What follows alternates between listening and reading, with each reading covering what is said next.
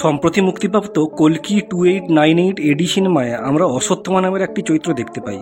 পৌরাণিক কাহিনী অনুসারে যিনি মহাভারতের যুগ থেকে আজ অবধি অমর হয়ে রয়েছেন এবং কলিযুগের অবসান না হওয়া পর্যন্ত চরম সীমাহীন কষ্ট সহ্য করা সত্ত্বেও যিনি জীবিত থাকবেন।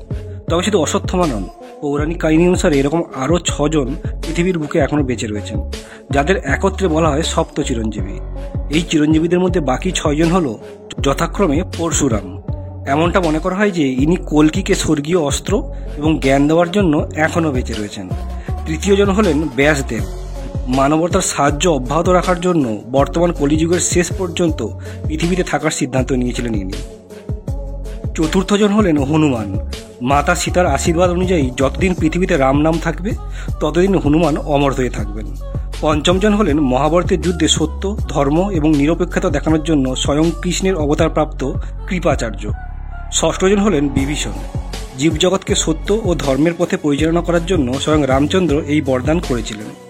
সপ্তম জন হলেন বালি, যিনি নাকি পাতালে এখনও পর্যন্ত রাজত্ব করেন এবং বছরের একটি বিশেষ দিন তিনি মর্তে আসেন এবং যেই বিশেষ দিন আমাদের কাছে ওনাম উৎসব নামে পরিচিত।